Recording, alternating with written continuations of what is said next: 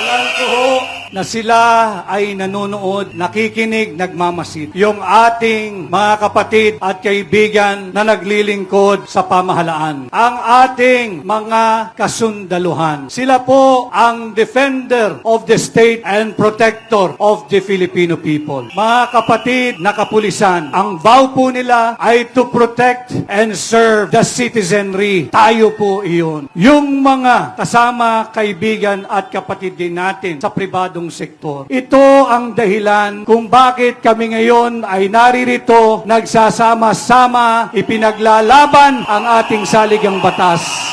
Pakinggan nyo rin naman kami. Isalba natin pare-pareho ang ating bansa sa kapahamakan. Huwag niyo ho sana kaming tatalikuran.